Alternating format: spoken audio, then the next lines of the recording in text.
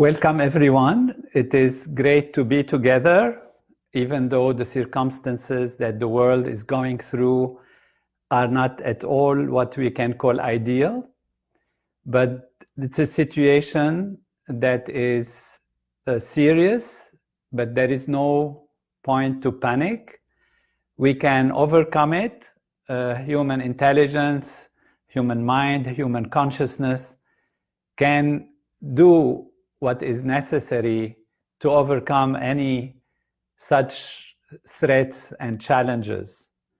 We trust in our creativity, our potential, and in our togetherness to do something that is absolutely great out of even most challenging situations and circumstances.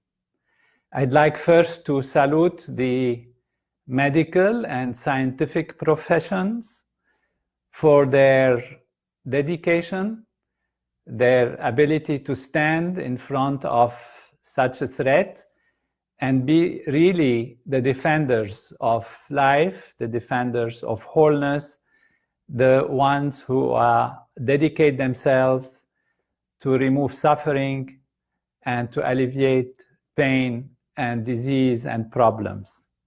Also to all the health authorities and the authorities of every nation, and how the world is coming together to combat a common threat, a common problem that we are all facing. There have been, of course, many recommendations that have come from our local governments, national governments, and from the World Health Organization and the entire world, general togetherness in getting statistics, in analyzing what works, what doesn't seem to work, what works better, and in isolation. And also all the leaders on the political level who are looking forward to maintain a society that is balanced, that can recover from this, that nobody actually comes out of it with suffering or lack of living conditions being not so ideal, and therefore it's a common endeavor.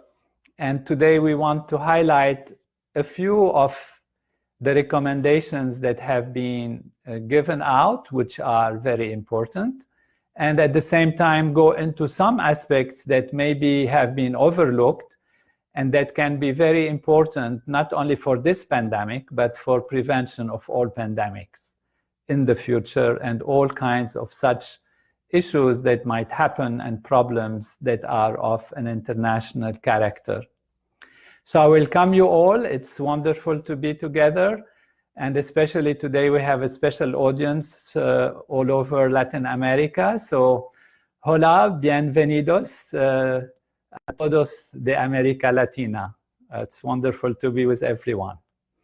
I want to start by saying that there are aspects that help us to fight this pandemic that are of different natures. Of course, there is something we can do on the physical level. There are chemicals, medicines, vaccines that are important, are being developed, are in the process of coming out and stopping this issue.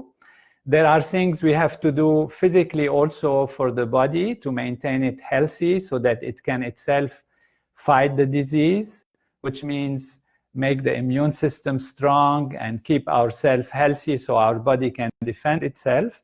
And that is the peculiarity of the situation, is that generally viruses do not have really, in most cases, direct treatment. You know, it's not like bacteria where if you have an infection, we have antibiotics. Antibiotics generally, except in very rare cases and situations, do not work on viruses. And there are antiviral medicines, antiviral drugs, of course, but they seem to be specific to different kinds of viruses. And that's why there is something to be done in researching what would be the best approach to take care of the coronavirus that we are facing today. And the scientists and medical profession are doing a wonderful job in this direction, in this research for finding such medicine. But there is also our human body, which is ultimately the basic and most important aspect of defense, because we have an immune system that fights whatever is foreign materials that are recognized by the immune system, that are tracked, and they are fighting these foreign invaders, such as viruses. And we have to maintain our immune system strong and healthy. And we will discuss a few points that have been generally recommended, but also some additional aspects, maybe from Ayurveda, from the different ancient knowledge, that help also in this direction. There is another aspect which influences the ability of the human body to defend itself and to react against such problems and diseases. And that is often ignored, and that is the mind, our mind. And that I would like also to discuss with you and take it to a further level, which is our collective mind, or even more profoundly, our collective awareness, our collective consciousness, and how real that is, and how it can truly contribute to prevention and cure in the present and for the future. Let me first take a moment to tell you about a specific kind of disease that is a mental problem. And I'm saying this so that you realize the importance of the mind and the body. There is a disease that affects, for example, about 200,000 persons a year. It's not a huge number, but just for the United States, there are 200,000 cases that are seen. And it's called dissociative identity disorder, DID, dissociative identity disorder. It used to be called in the past multiple personality, and I'm sure many have heard about it. And it's a process in the mind where the psychology of the person, the mind of the person, changes from one kind of personality, one kind of identity, to another kind of identity. So if it is Mr. John so-and-so who has this job such and such, and has that physical build-up and these physical specificities, this person can change at unknown kind of situations, usually under stress or different kinds of specific situations, into a different personality. So one can imagine, okay, this is a psychological problem, something's happened in the mind. What has been found is that actually many physiological aspects change also. For example, and I want to take a very specific example because it relates to the immune system and the reactions of the immune system. For example, somebody who is in one personality might really feel good about eating, let's say, strawberries. There is no problem. He likes strawberries and they are fine and they are digested and there is no problem whatsoever.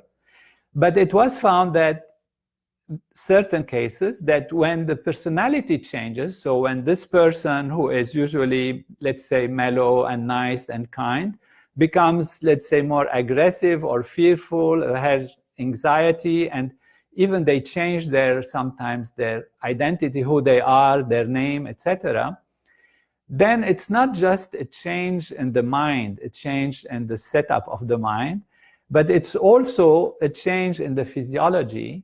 And in these cases that have been documented scientifically, there might be a change in the allergic reactions. So that, for example, and this is a theoretical example, but it has been studied and it is known, that person that we took as an example can become allergic to strawberries, which means if they eat strawberries, they get inflammatory response, their body reacts, their whole physiology become activated, and they overreact to the situation that is facing them, which is just having eaten strawberry.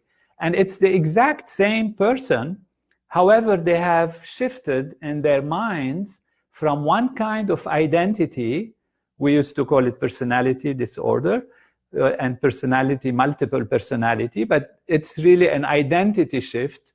And they change from one identity in their mind to another identity. And there, in the second identity, they have physiological reactions, meaning they are allergic, for example, to some aspects of food or some aspects of herbs or plants or whatever, that they are not allergic to when they are in their regular personality, in their usual personality. Why I'm taking this example? It is because we realize here the importance of the mind, the importance of what's happening in the psychology, in the feelings. And they are very important in modulating the way our physiology works. We know that there is now a science, a study of what we call psycho, neuro, endocrino-immunology. It's a long word, which says that there is an influence from the mind on the nervous system on the endocrine system, which is the hormones and the secretion of hormones, and from the hormones, an important influence on the way the immune system reacts. And I'm saying this to alert us all that our mind plays a very powerful role in this situation, because it is dealing with a reaction to a foreign material, which is the virus, and the body has to balance this reaction in such a way that it can destroy the virus, but not destroy the body, not overreact and be overreactive to the body. And the mind is very important. And we are all now under situations of isolation, confinement, lockdown, separation, and these can create a situation of stress and strain or fear and panic, and these do not help us. We need absolutely to have a healthy mind as well as a healthy body. On the level of the body, what is very important is to rest well, have good sleep, to eat properly, to avoid things that are damaging to the body, for example, smoking or drugs, or the use of excessive alcohol intake and excessive food intake. So we want to have a good routine of proper diet, balanced diet, because that helps, of course, the physiology to work well, but also give ourselves good rest and good routine so that the body knows when it's eating, when it's sleeping, when it's doing, and not mess up the life and mess up the situation so that we eat all the time, we sleep anytime and all of that. So this regularity is very important, and it's important not to eat except when you are hungry. So we don't want to accumulate heaviness during this period of time. Also, we're coming into a period of spring, where in the Ayurvedic tradition, and we had a discussion about that, different body types. This is when kapha, which is the heaviness of the body, the secretions, etc., increases in springtime. And therefore, we want to avoid things that increase that. For example, dairy products, we avoid as much as possible, even cheeses. We avoid sugar a lot, as much as we can, for, of course, not gaining weight, but also for having this balance in the physiology. And it's very important to be balanced in our vitamins intake, particularly vitamin C and vitamin D, and some elements that are like magnesium, selenium, and zinc. You know, these are elements that can lack sometimes in certain diets. And what is also very important is exercise, to keep the body moving, the blood circulation moving, to raise the heart rate a little bit, and to do exercise and keep moving, because the body has a need to have this immune system sending its blood everywhere and circulation of these different mechanisms of reaching different parts of the body and in stimulating certain hormones and certain transmitters that actually help to balance the physiology and keep it healthy. So don't sit too long in one place, move regularly, and move regularly in home if you are in isolation, or outside if you can take a little walk. This is very important. These are just a few things that we can do on the level of the physiology. We can, of course, we check on what other authorities and leaders in the field, if they discover something that is needed. So these are not really cures for, again, for the coronavirus, because some people have proclaimed certain things to be cures, you know, like having gargling or drinking even some different chemicals, etc. We really do not go into that until we follow our medical profession, and it's described and given by the medical authorities when they give them. Now, in Ayurvedic medicine, there are different procedures that can help. For example, you wake up in the morning, you clean the tongue, you do gargling with salt water. You can also do nossa, it is called, which means cleaning up the sinuses and cleaning up the passages of the respiratory tract from the outside.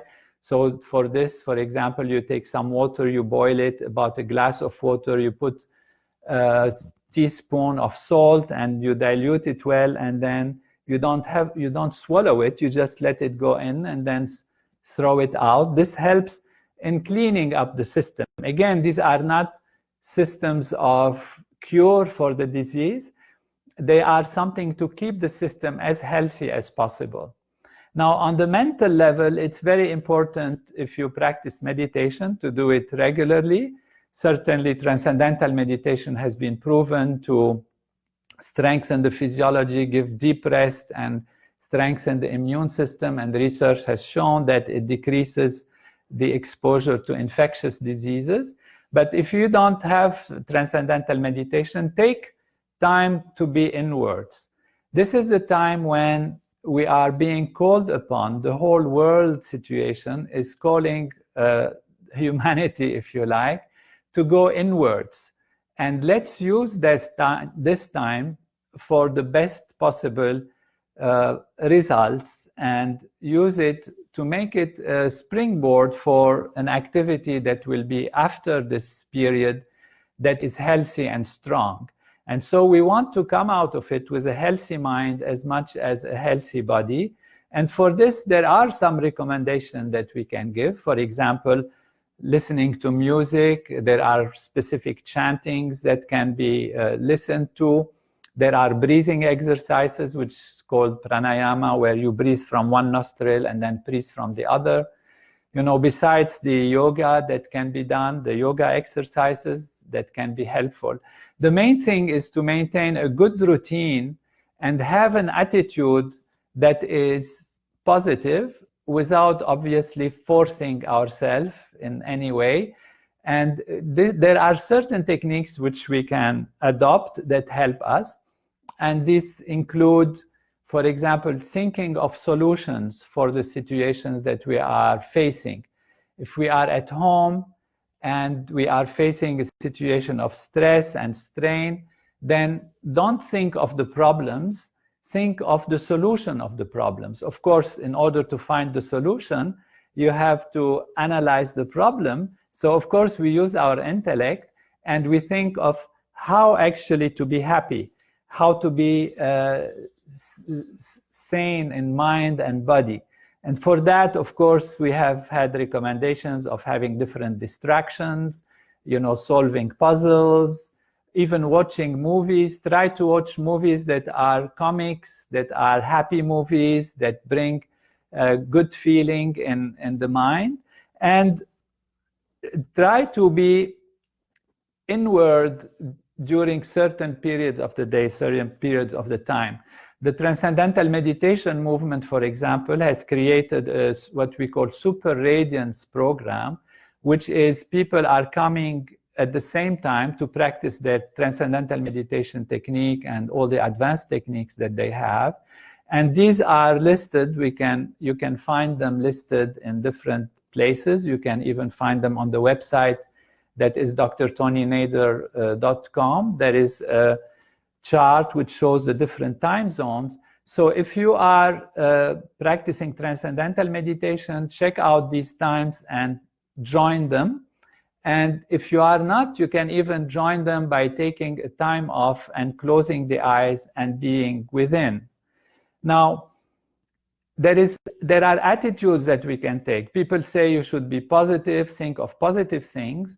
This is very nice, and when possible, of course, try to do it.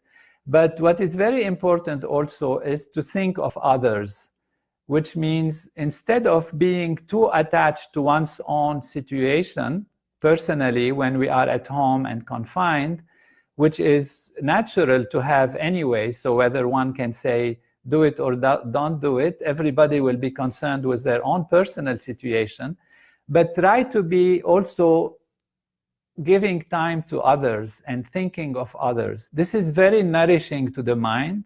It's very positive, it's very unifying, it's very strengthening. For this, I want to tell you a joke, which is very interesting. It seems, in the joke that people went to afterlife and they went to heaven or they had to go to hell. And then they were being shown some rooms, and the rooms were the same. They all had absolutely great food and beautiful things to eat and to delight in, and they were all on the table. But the people could not reach the food except with some forks, very long forks. And so you can take the fork and put it in the food. The problem is that the forks are very, very long. And so there was a place where it's called hell, it's a joke, of course. And in that place, the people were trying to take the food and put it in their own mouths, and it was impossible because the fork was too long. And so they would try and keep trying and keep suffering. And in the side which was called heaven, it was actually the same kind of situation with same food, same fork, same everything. And people were sitting there, and they were actually, what they were doing, they were taking the food and feeding each other. So by feeding each other, they were all enjoying the heavenly life with all kinds of satisfaction, at least from eating.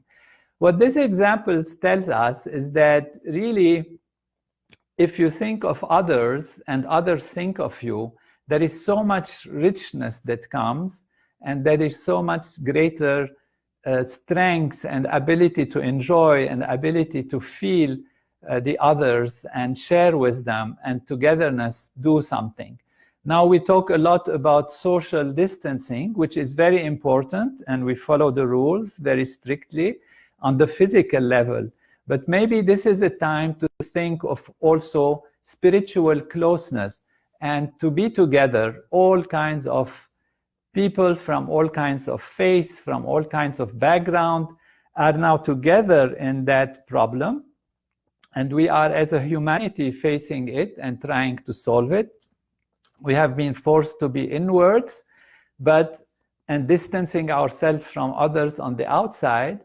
But if we come together on the inner value, on the value of the being, of the self, and these small gestures, when you are at home, be careful, what the others want, what the others' happiness is, what they are concerned about, what they are worried about. Because it has been shown that the more you are able to transcend the fear of wanting your own happiness just for yourself and too much stressing on that and too much thinking about that, then you actually get more happy, you get more satisfied, you get more fulfilled to think of others' needs. Something we all want is to be loved and to find the person that loves us and take care of us. And sometimes it's more precious and more important to find people who are accepting our love or wanting our love and taking our love, and our ability to give love and to give to others something precious. But to be able to give something precious to others, we have to be ourselves as high and as big as possible, as happy and as strong as possible. So we take care of ourselves as a primary responsibility, but then in our attention outwards, we think of the others, we think of those who are around us. And we enjoy the means also. You know, sometimes we say that the goal justifies the means and like that. And in the highest level of wisdom, of knowledge and wisdom, it's actually not to be attached to the goal that is important. So let us not be fearful. Let us not be spending our time, what's going to happen, and read the news every other minute, etc. I think we should read the news only twice a day or maximum 3 days a day, 3 times a day, be well informed from good sources to know what is going on, but not overstress ourselves.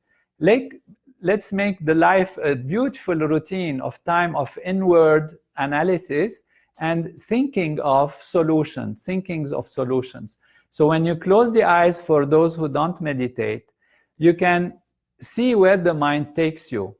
And if there is a problem, an issue, think how to solve it. Think of the solution for it, you know, and think what's the ideal situation. And you can think of your daily life, of what you're doing at home. You can think of your work, your job, your ideals in life, where you want to go and what you want to achieve. And then think of it in the most positive, holistic way. Now, sometimes it's possible, some people can say, when I think of the ideal situation, I hope that this person who is my enemy, you know, goes away, and like that and like this.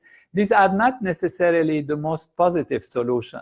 If you have an enemy, what you think about is how you can make your enemy your best friend. How you can make, or how can the enemy or the person who is disturbing you in work or job or life, how you can turn them into somebody who is most useful to you, most helpful to your life. And therefore, always think of positive things and things that are bringing us all together, because there is something very profound about life, and that is the unity on the level of consciousness, on the level of being. Life is like a movie that is taking place, and we go through this movie and we experience that movie. But this movie is happening on the screen, on a screen. And the screen is a screen of consciousness, the screen of awareness. If you don't have a screen, you don't have a movie. So if you have a screen that is not clean, that is dirty, that is wrinkled, then your movie will not be as clear and as beautiful, and you will not see clearly what is going on, what is happening. The screen is a screen of consciousness. This is awareness. It is on our awareness, on our consciousness, that the body and the mind are happening and are taking place and are expanding and are growing to discover higher and higher aspects of life. And if this screen is clear and perfect, then you can enjoy the true aspects of life, and you can actually see more.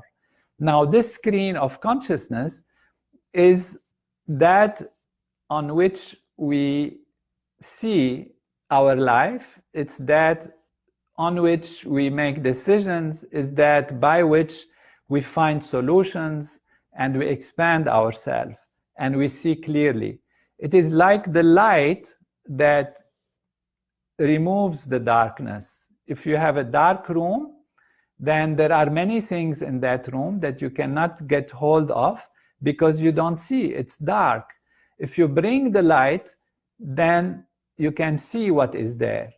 And there is an individual reality of consciousness as well as a collective reality of consciousness.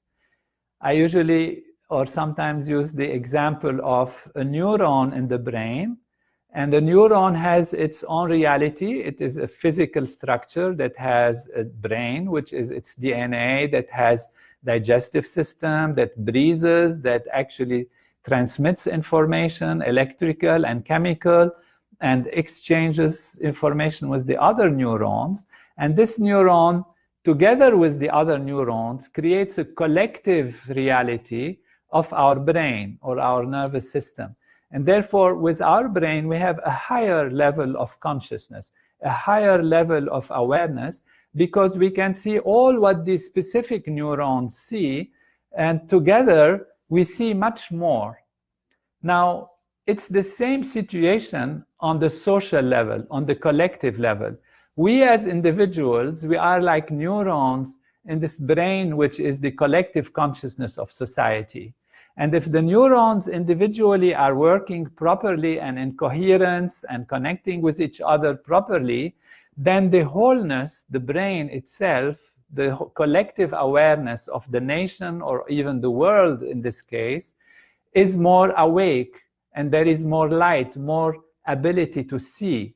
So by going back to the self, to our consciousness as individuals, we are bringing the collective consciousness into a state of greater calm, greater clarity, and bringing the collective awareness to a level that it can start seeing more, in the same way as if a dark room is lit, then there is more ability to see what is in the room.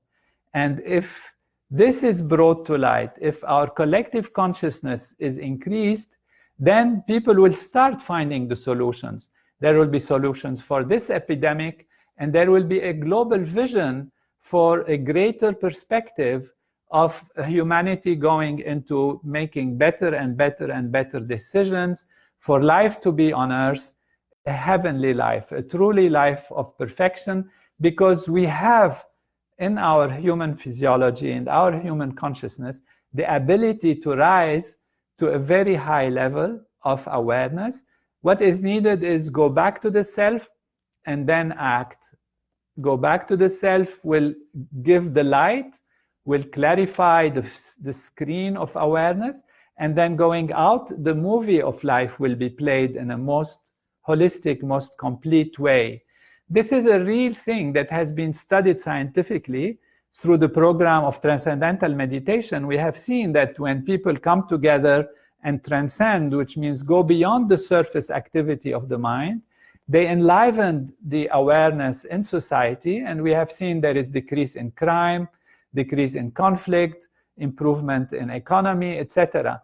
And that means there is greater clarity on the collective level, So this is one more thing we can contribute, even during this time, even if we don't practice transcendental meditation yet, is during these times of super radiance or coherence that is being created.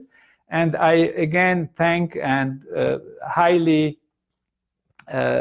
give gratitude to the leaders of the world who are asked for prayer from all religions, from all feelings, and come together for going back to the self, contemplate and meditate on these higher values. There is something inward that is very important. You know, we say the mind is like an ocean, it's active on its surface, and the more you go in its depths, the more quiet it is. So when you are on the surface, you are being taken around by situations, circumstances, which are the waves on the surface of the ocean, kicking one around right and left. And when you go deeper and deeper, this quietness is what gives strength and power to the waves. So the waves are good if they are using the power of the entire ocean.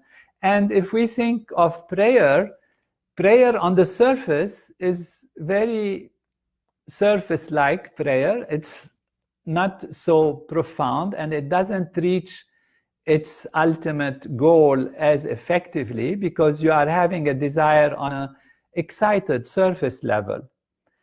Whereas in the silence inwards, you are projecting your thought from the most powerful level of natural law, which scientists are describing as more and more unified fields of nature, until we reach the unified field, which is the source of all the surface values. And from that level, then the desires can be fulfilled. So there is a secret to how the mind can create an effect on the outside. If it's on the surface, it's very limited effect. But in any case, whenever we want to achieve something, we achieve it on the basis of our thought. You know, people run around, they do this, they build a building, etc. They think it's the muscles of the body that are building the building. But actually, yes, it is, of course, it is the action that leads to the achievement. But what makes the action happen is the mind, is the thought. You first think something, and then you act. Your mind thinks something, makes your body do it. Your body does it. If it's proper, it leads to achievement and fulfillment. So the origin of achievement, of action, is the thought. And the origin of thought is consciousness. It's on the platform of consciousness that everything is achieved. So if we raise collective consciousness of society through our collective practice of going inwards, then our desires are projected from the deepest, most powerful level. We create clarity in collective consciousness, and that also will help even scientists and researchers and politicians and leaders make the right decisions and discover things that are good for the world. So there is an important factor in life, which is the root of life. And as we say, water the root to enjoy the fruit. So you put water on the roots of the tree, which are hidden, and then the outside value flourishes and emerges. So let us use this time of inward direction to bring ourselves back to the inside, back to the self, and nourish all the outer values from that beautiful time that we would spend. And then we will overcome this epidemic and this pandemic. There will be no question about it. Humans will come out very strong, powerful, and they will overcome it because we have consciousness, we have awareness. And through our awareness, we can make the right decisions when the awareness is clear.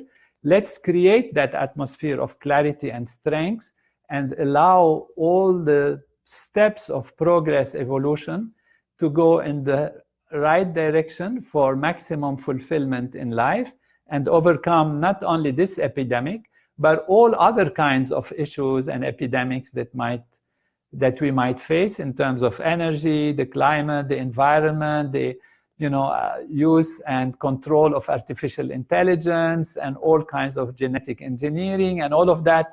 All of these are potential threats for our life. And let's use this time to collect ourselves and realize the importance of consciousness, the importance of awareness on the individual level and on the collective level, so that we can overcome any potential threat that might come of this kind or any other kind in the future. And we can do it.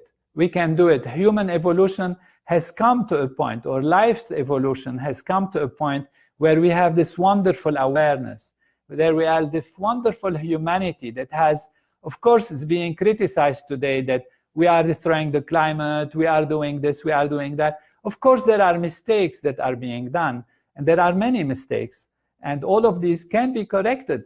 But on top of it, on the most important aspect of it, is that we have something absolutely marvelous that human life has created, that development of humanity has created.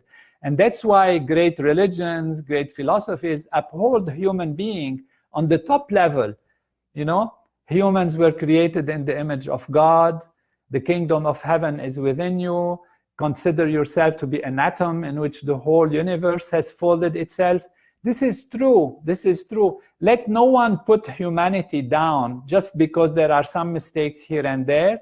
Humanity has done something absolutely wonderful. Human beings are a joy to creation, and they can continue to be a joy to creation if we raise our collective consciousness and live the dignity of life that this human physiology, human nervous system has given us, which is the ability to think, to plan, to understand the universe, to go to outer space, to create cities, to protect ourselves.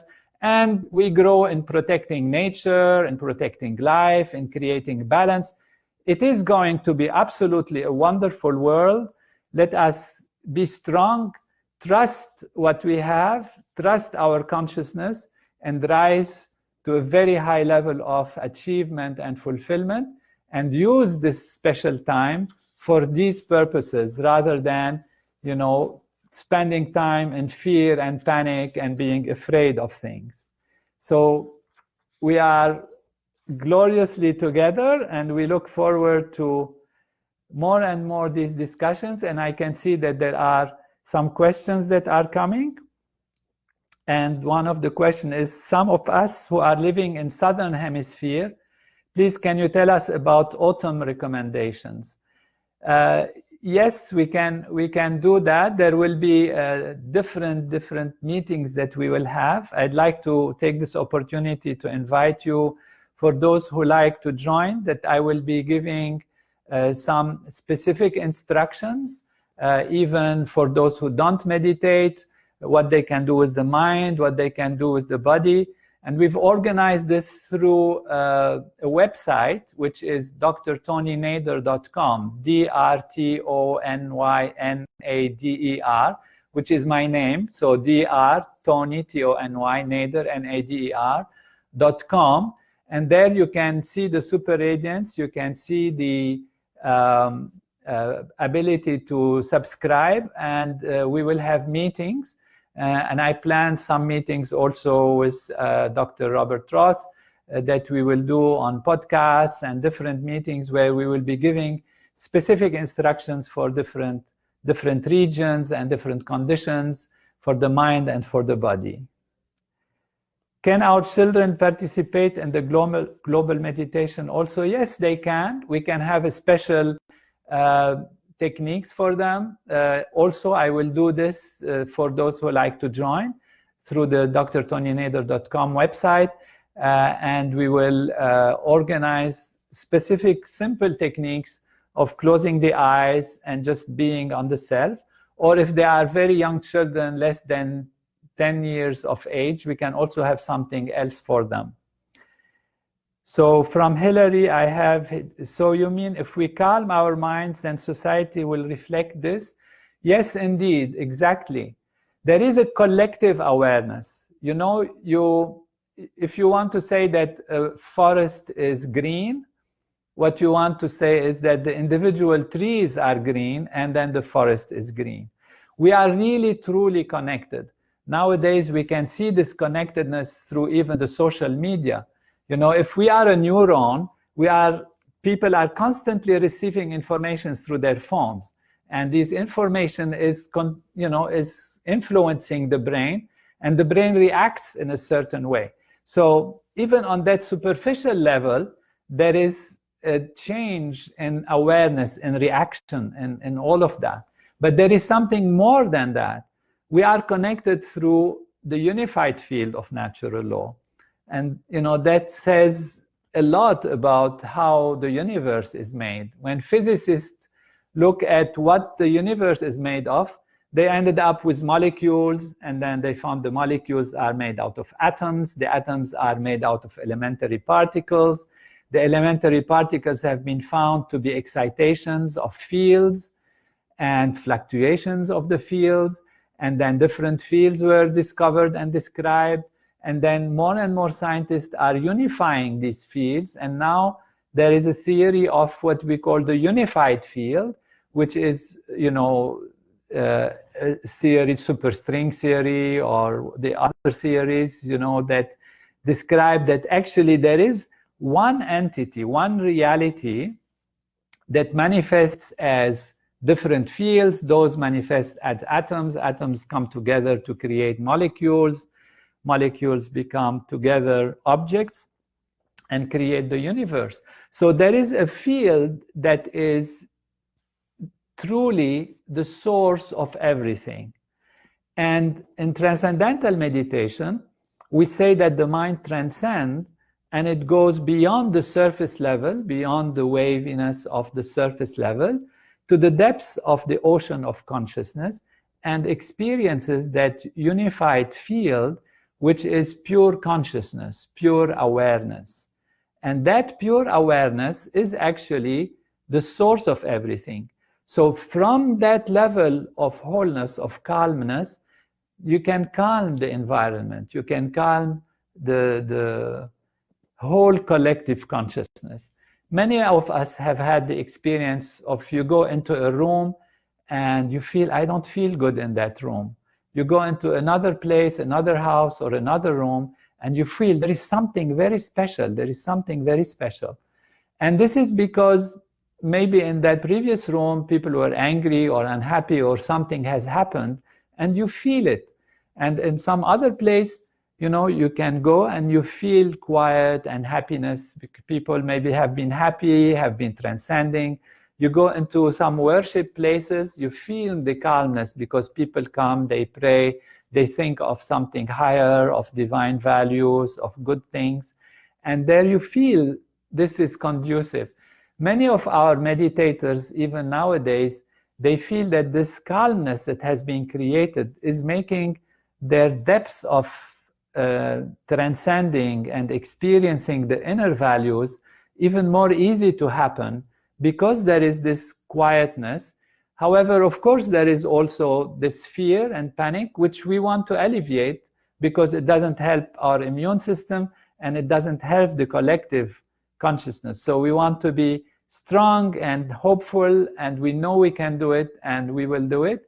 And yes, indeed, the simple answer to your question is that if we are more calm, more quiet, more deep inside, then also society is going to be influencing that. So if there are more questions, then please chat them in your comments. If you want to have any more questions coming, I think we spent a good time on this chat, and I send my salutations to all of you, and particularly again, hola to Latin America. Take care, be happy, and it will be beautiful. We will overcome it in a very easy way, hopefully.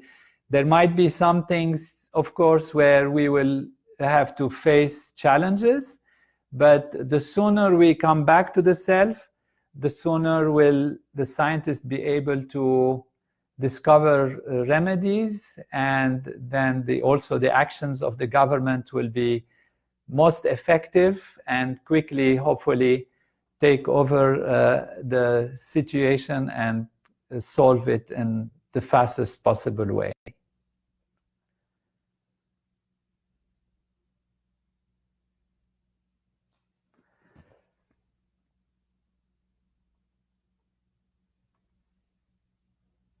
So I think I say hello and we leave now.